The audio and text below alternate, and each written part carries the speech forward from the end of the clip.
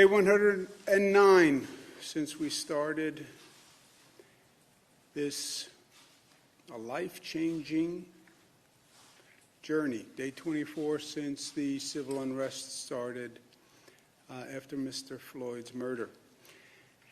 We have the New York State Reform and Reinvention Collaborative. I believe this is going to be transformational for the state of New York. I believe it is the single best chance for real change, real reform. Seize the moment, carpe momentum. People have said we have to change our police departments and our public safety strategy. Now is the time to do it, and they happen to be right. We have April 1 is the deadline, 288 days and counting for local governments to enact real reform. And we mean real reform. We mean start with a blank sheet of paper and come up with your vision for your public safety department in your community. What do you want it to be? And what do you want it not to be? What is the use of force policy for your department? What is the staffing level? What does demilitarize the police mean in your community? People talk about defunding the police. What is the budget that you want for the police, which you can only arrive at after you determine what staffing you want for the police? What is your transparent disciplinary process? How do you want your police department to work in your community, in your city, in your county?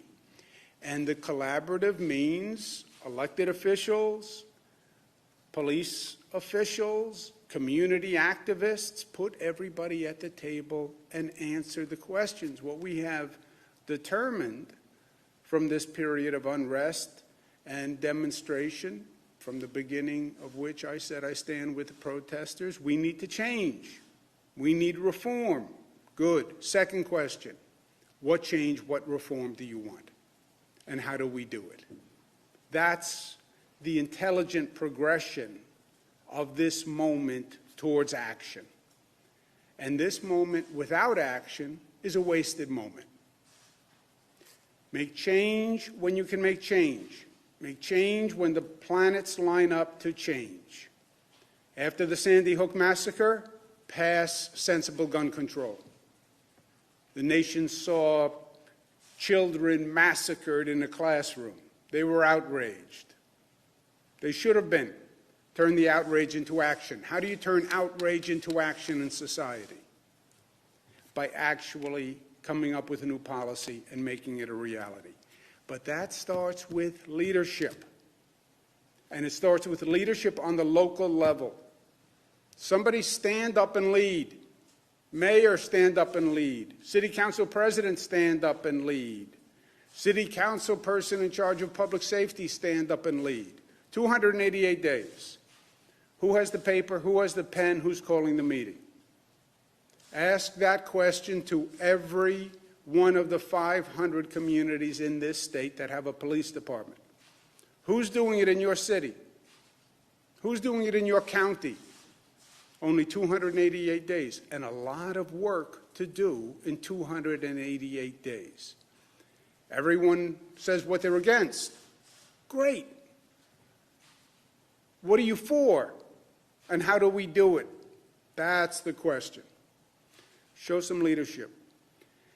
Friday is Juneteenth, commemorates the emancipation of slavery in the United States.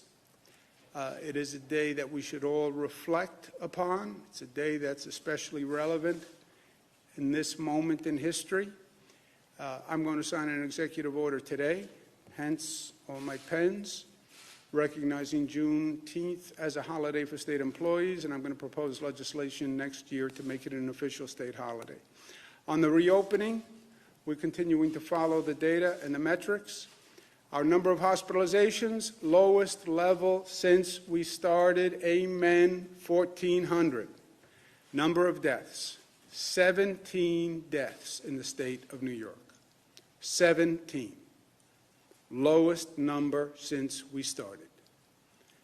I would feel The only way I could feel better is if that number ever becomes 0. But 17, we remember in our thoughts and prayers the 17 lives lost. But this is great, great news compared to where we've been. Lowest level on the 3-day rolling average. That is the mountain. There it is. We always were wondering about the configuration of that mountain. What did it look like? How high was it going up? When would it crest? What was the plateau? How do we flatten the curve? How long would it take us to get down? And then, to add to the good news, we almost have too much good news, we did about 60,000 tests yesterday. Put that in context. 60,000 tests on one day. No state in the United States is doing that. 60,000 tests across the state. Number who tested positive? Less than 1%. That is the lowest percentage of positive that we have had since we have started, period. That is one of the lowest levels in the United States of America. And we, once again, have demonstrated that we've gone from the worst infection rate in the country to the best infection rate in the country. Just think about that for a minute. Those are not words. Those are powerful facts. We had the worst infection rate. The rate of transmission was the highest. We now have the lowest rate of transmission. Just think about what this state accomplished, what the people of this state accomplished. And if I told you 108 days ago we were going to accomplish that, what would we have said? What would I have said? I would have said I didn't believe it. I would have said I didn't believe it was possible. But facts are facts. And you look at these facts, and I'm telling you today, the federal government is making a mistake. And it is making an historic mistake. And that is not a political comment. That is a fact-based, objective comment. That this federal government is making a mistake on the way it is handling this COVID crisis and how it is now advising states and the people of this nation. On the facts, it is a mistake. We had the political debate. How do we reopen? We should just reopen immediately. This is all overblown. It's fine. That was theory A, right? There was a partisan divide to it. More conservatives argued that. Government should just get out of the way, let the free market do it, right? That was the Wall Street Journal, New York Post, conservative theory, just open the doors. And then there was another theory. Let's reopen based on data. Let's not just reopen blindly as an expression of political ideology. We're dealing with a virus. The virus doesn't have a political ideology. No doctor ever said to me, oh, we did a COVID test, found out it was conservative, found out it was liberal. It's a virus. It moves as a matter of science. But there were two theories. We tested the two theories. We went into the laboratory, we tested the two theories, and now you have numbers. And numbers don't lie. You have 20 states where you have the COVID virus increasing as a matter of numbers. Fact. Look at the headlines. Facts. The COVID virus is increasing in 20 states across the country. The states without the smart reopening plans are going up. That is a fact. It's not a Democratic fact. It's not a Republican fact. There are no Democratic facts and Republican facts. They were just facts. There's Democratic opinion, Republican opinion, but there are no Democratic facts or Republican facts. That is a fact. Well, what's New York's interest in the rest of the nation. First of all, we're Americans, and we care about other Americans. Secondly, on a parochial level, if those states are going up, they could spread the virus to New York. They have a higher rate of infection than New York. What happens when those people get on planes and fly to New York? That's how we got here in the first place, right? People landing at our airports. So we do have a selfish interest.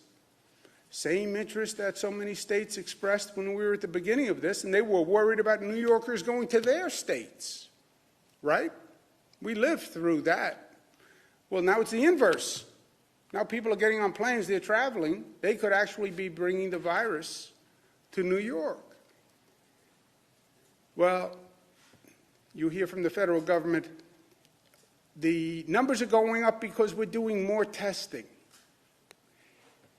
That is just not true. As a matter of fact, as a matter of mathematics, as a matter of the data, that is just not a true statement. Forget the testing. Hospitalizations are going up. The number of people going into hospitals is going up. How do you explain that? Are they pretending to be sick? Are they not really sick? And you see the number of hospitalizations going up in those places where the percentage is going up in testing. First, their argument on testing doesn't make any sense because not only is testing going up, but the percentage of positive is going up. But even put that aside, because it's complicated for people. People walking into the hospitals are going up, which by definition means more people are getting sick. Otherwise, more people don't go into hospitals.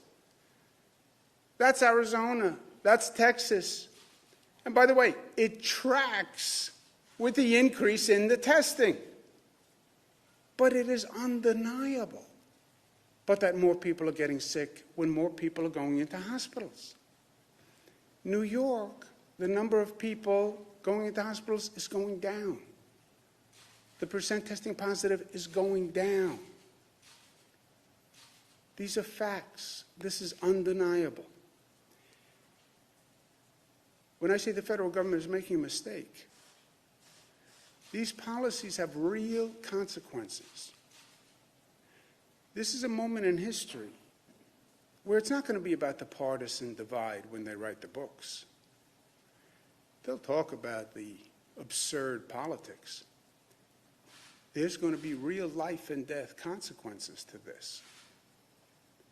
They are now projecting, by the model that the White House uses, they have increased their projections to show almost 90,000 more people are going to die by August. 90,000. What these projection models do is they change their projection when the facts change. In other words, when they see numbers going up in states, they increase their projection. So they watch today's numbers, they see more hospitalizations, they then increase their projected deaths because they see more people going into the hospitals, so they increase their projected deaths. In April, they projected 60,000 deaths by August. May, they projected 134,000 deaths. Now they're projecting 149,000 deaths.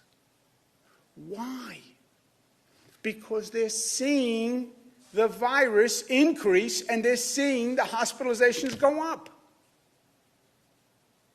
So this federal policy has increased the number of people who they project to die by almost 90,000. It's not a Democratic projection. It's not a Republican projection. It's the projection of the model funded by Gates, which is relied upon by the White House. 90,000 people. Think about that, 90,000 people. Well, that's the cost we have to pay to get the economy back up and running. Really? That hasn't helped the economy. When the virus goes up, the financial markets go down. When the virus goes up, consumer confidence goes down. When the virus spread goes up, people get more nervous and less confident about government and about the plan and about their future. Feel good. Invest in America. Oh, more people are dying. Oh, we're reopening, but it's actually increasing the spread of the virus. But feel good. Come out and shop. People aren't stupid. They're not. People are smart. In New York, we stay smart. Being smart, Westchester Rockland are to enter phase 3. Long Island is on track for Wednesday. New York City is on track for Monday. New York City will have been phase 1 for 14 days. You look at all the numbers are good. You look at the number of tests, the positive tests. You look at it from the point of reopening, the numbers are good. Hospitalizations, since reopening, the numbers are good. So New York is on track to enter phase 2 on Monday. The same metrics we use in New York City are the same metrics we've used in every region across the state. And they have all shown to be accurate and effective. We don't change the rules for New York City. We don't change the rules for Long Island. It's one set of rules for everyone. And they have worked everywhere in the state. They work when we are responsible in what we're doing. So New York City, do what every other region has done thus far. Employers have to be responsible, store owners have to be responsible, employees have to be responsible, local governments have to be responsible and do their job. They have to have their testing in place. Their testing has to be ramping up.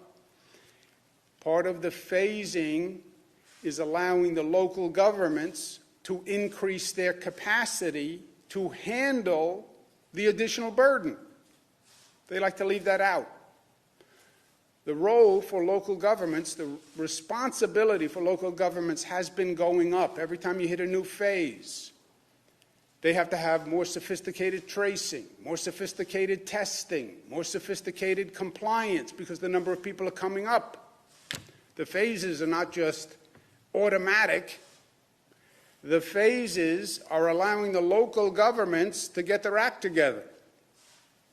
And they have to, because this only works if the business owners are educated, if they're ready, if they have the plans in place, if the employees are ready, and if the local governments are ready. Today I'm going to be signing legislation to protect the rights of healthcare workers who speak out.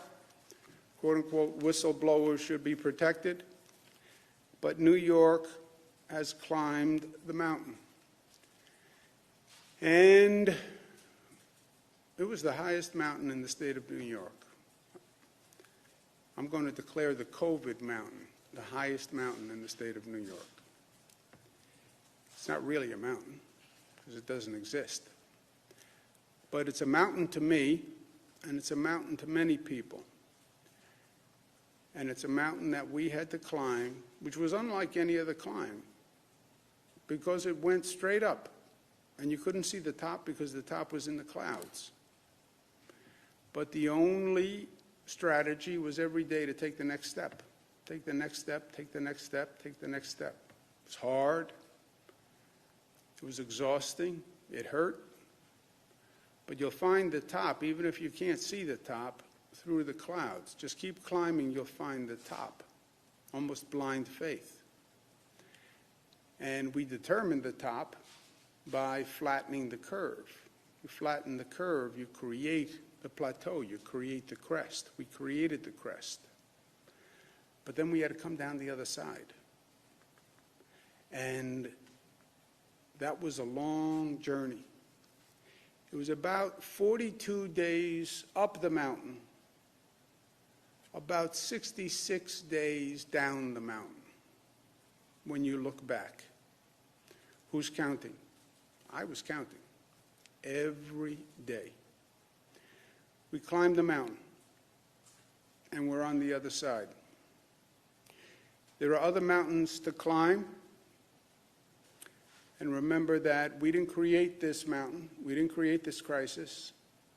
This crisis was created because the virus did not come from China. It did not come from China. Mistake.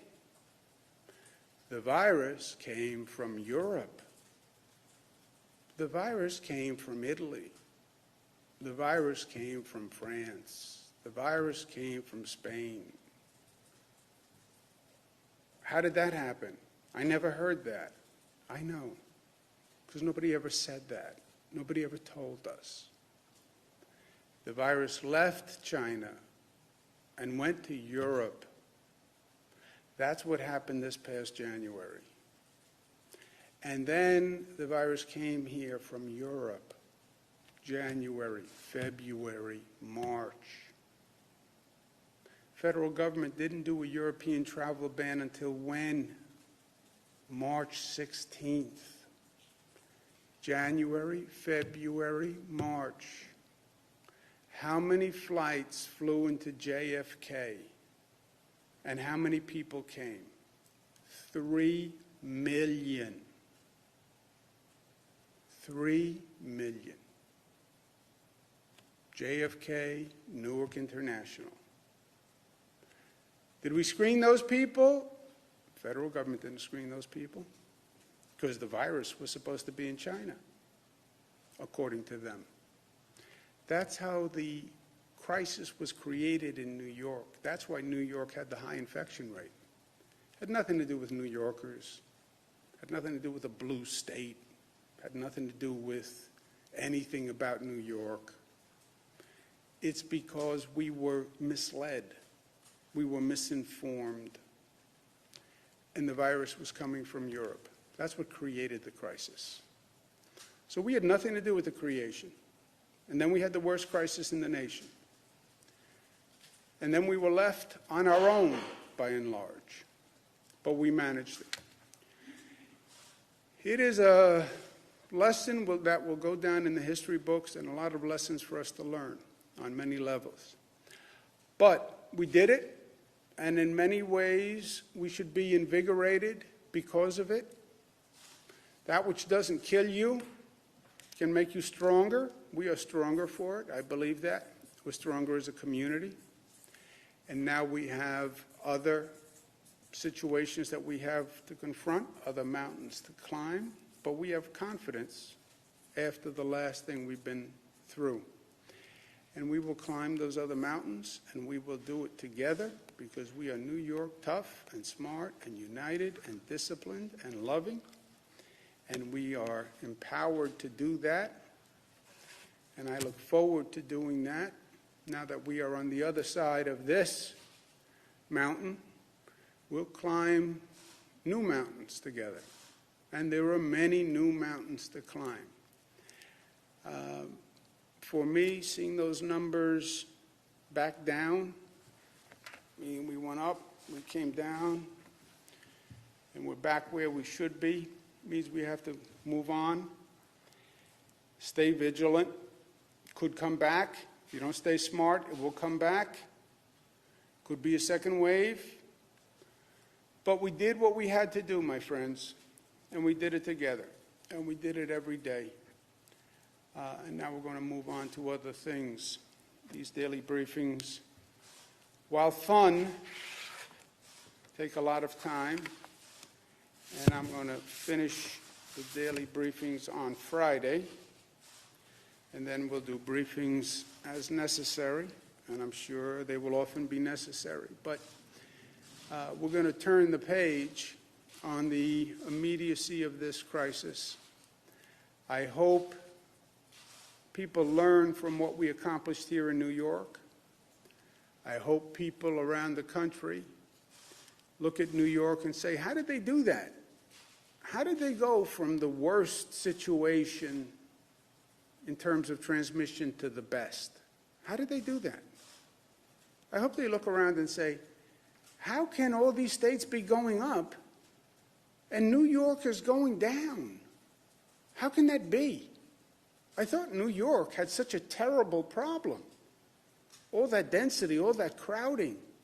How's New York going down and our states are going up? What's the difference between what we're doing and what New York is doing? Isn't that peculiar? How can New York be going down and we're going up? That would be the logical question to ask. And there is a logical answer. And that answer can save lives. We have saved tens of thousands of lives in New York. And that is more important than any of this other stuff. I've signed the executive order. Questions?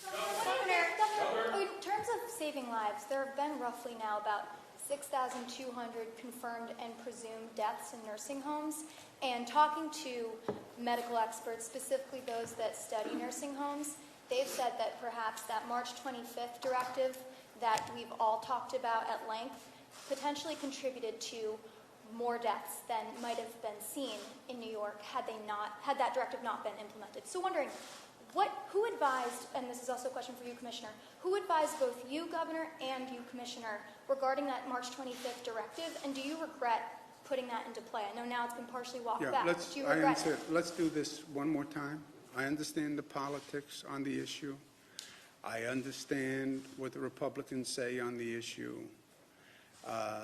It's not a coincidence that this is primarily an argument put forth by Republicans, right? That is a factual statement.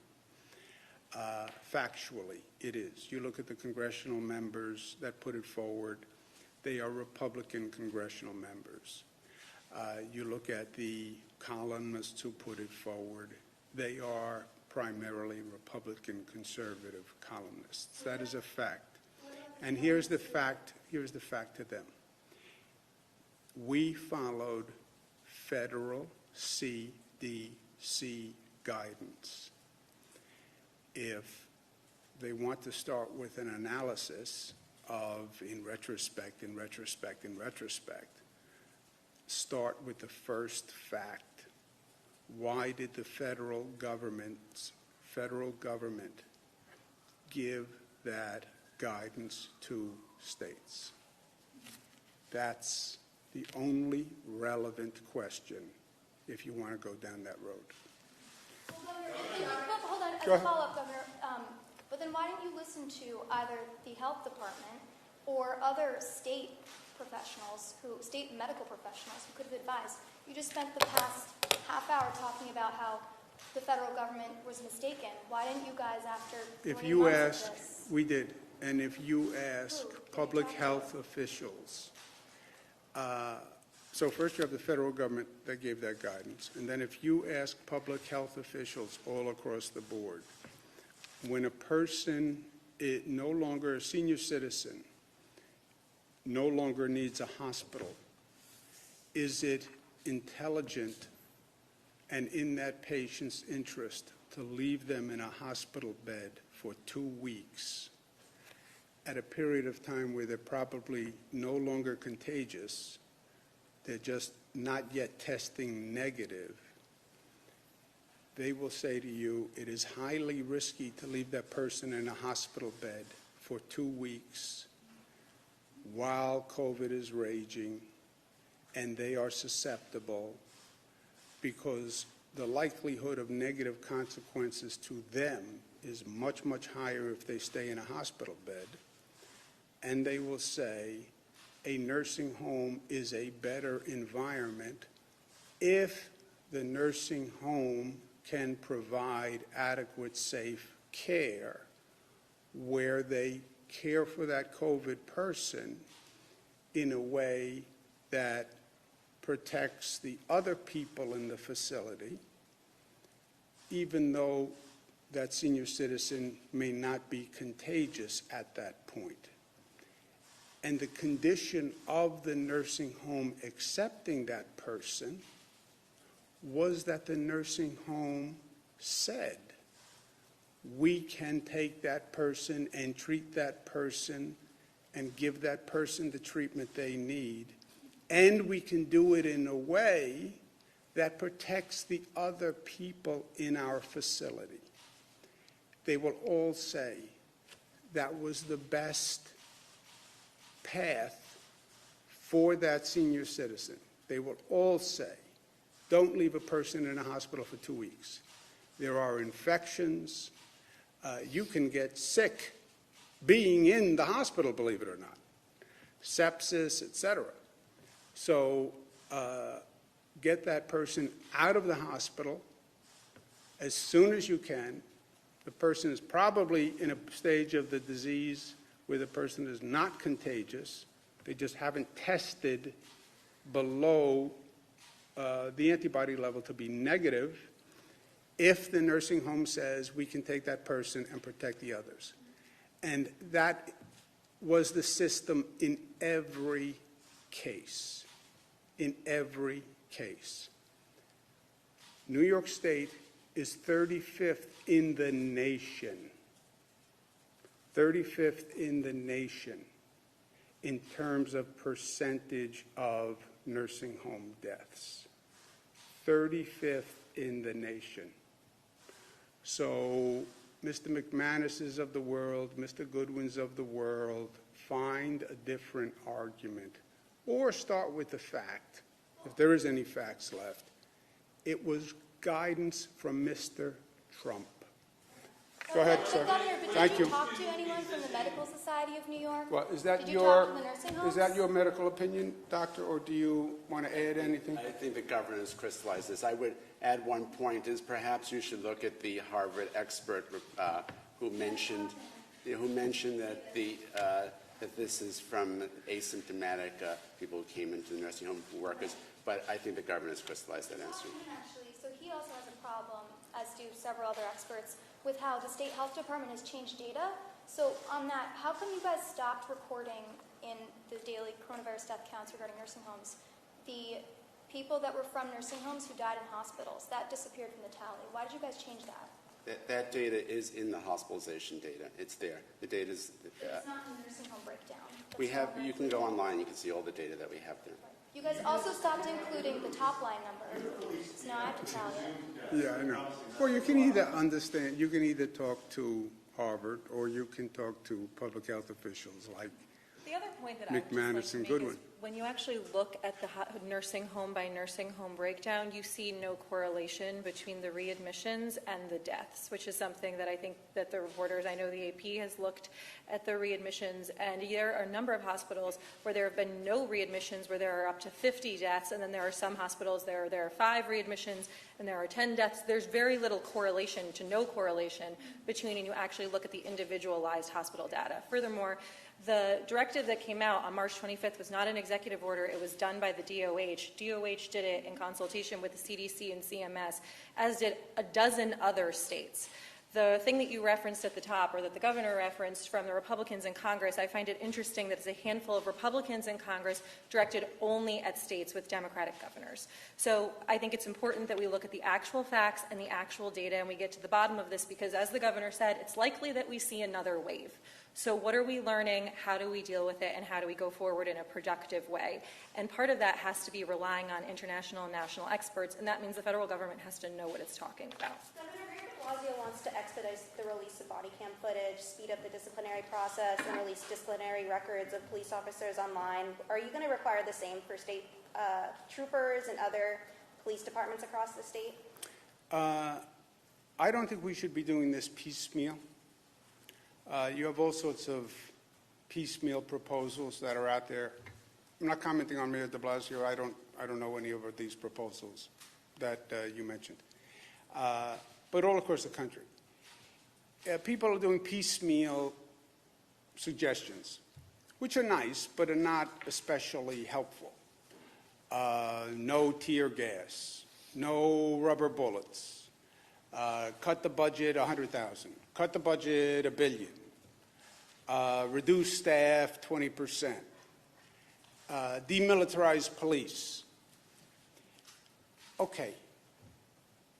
Let's do it the most intelligent, effective way. Start with a blank piece of paper and design your police force. This is 2020. We haven't redesigned the police force fundamentally for decades. Let's get all the stakeholders in the room and let's design it. What is the function of the police department? First question, what do we want it to do? Second question, what do we want it not to do? How many people will it require to do that?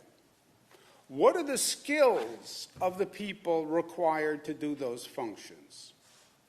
How much will it cost to put together that department? What lessons learned from these past episodes do we want to take to heart? What's our use of force policy? When we say demilitarize the police, what do we mean? What equipment do we not want them to use? How do we want them to handle protests? You've seen terrible footage. How do we want police to handle protests? How do we want them supervised? What's our disciplinary process?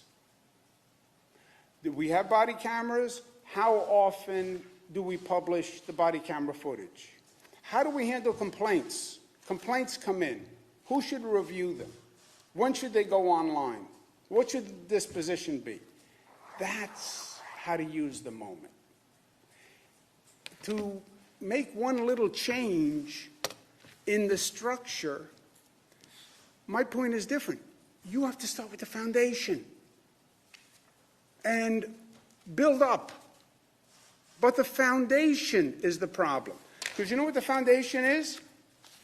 You know what the foundation of the police department rests on? 2 pillars. Respect and trust. Those are the 2 pillars. Everything rests on those 2 pillars.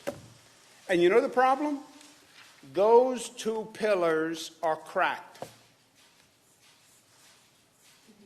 So start with the respect pillar and the trust pillar on the foundation. Then you build up what color uniforms, how many cars, but start with the pillars. Specifically, no, Governor, Sir. I have a follow-up question because I had a specific question about, are you going to be requiring the state troopers to be releasing disciplinary records online to comply with the new 50A We're going to law? go through the same, yes, we're going to go through the same process. 50A applies to the state police. When you look at the existing holidays that the state celebrates, like MLK Day, which is also about civil rights, why did it take so long for Juneteenth to be recognized, especially when you look at emancipation being the thing that spawned the Negro National Anthem, Lift Every Voice and Sing, for example? That indicates that it's a pretty significant event. And related to that, the state has an MLK Day celebration every year. Would you also consider a Juneteenth celebration? I would. Why? Look, live and learn, right? Society progresses. We change. We evolve. Hopefully we change for the better. During some periods in history we do, some periods in history we don't, some periods in history we go backwards. But I think this is a period where we could see monumental change. And I want to be a force for change. And I want to help synergize this moment, whether it's reform on the police department, whether it's an expanded racial understanding and sensitivity and progress. And if Juneteenth is part of that, and a recognition of what happened, and an understanding of what happened, and an acknowledgement of that, great. I don't mean to play the race card, so to speak, but I can tell you that the functional equivalent of July 4th for the country at large is what Juneteenth is to the black community as far as emancipation goes, because obviously freedom is the topic of discussion. So would you say that up to this point, the general public and elected officials as a whole haven't recognized the importance of that? I don't think it has been recognized for the importance that it denotes, and that's why I'm going to propose legislation to make it an official holiday next year. And that's why this year I'm doing what I can. What I can do is, by executive order, make it a state holiday for employees, and that's what I'm doing. So the most I can do by executive order, and then next year I'd like to pass a law to that effect, because I acknowledge exactly what you're saying. And this would be a first step for the state. It may be a first step nationwide. I don't know any other state that has recognized Juneteenth this way. I'm not fully informed. I'd have to go back and look. But off the top of my head, I don't know that any state has done this. So I'd love to see New York as the first. The Supreme Court's supposed to make a decision on DACA here very shortly. Has the state thought of ways to possibly extend that program here in New York? Is that possible? We have to see what the court says, and if there's any crack or light for state action, then we will take it. Let's take one more question. Teachers and districts are looking for clarification that they can start preparing over this summer. Will schools open for fall of this year? Yeah, we don't know for sure yet. We have to see where the virus is. We are in very good shape on controlling the virus in New York right now. There are question marks. Nationwide, globally, there are question marks. Is there a second wave? Is there a resurgence? There are national question marks. These other states are going up. Do people in Florida get on a plane and come here and we see an increase? Question mark, did the protests increase the spread of the virus, or hopefully did they happen at a time where the infection rate was so low already, about 1%, that even though they violated social distancing, et cetera, it didn't have an effect? Question mark, will local governments do their job? Are they doing the tracing and the testing and compliance? Question mark. So to say today, as we sit here in June, what is going to happen in September? Nobody can tell you. Nobody can answer that question. And think where we are today to September, and think of the period in time backwards. All this transpired, that whole mountain, that's 100 days. That's all that is 100 days. 3 months, the whole world changed. So September, let's get some more information and facts, and then we'll decide. You talk about the need for that sort of standard nationally, or, because it's a big decision. We answered those questions, right? No, you didn't. You closed down the center. You have sleep away. We did. What do you want the parents to do? See you next time.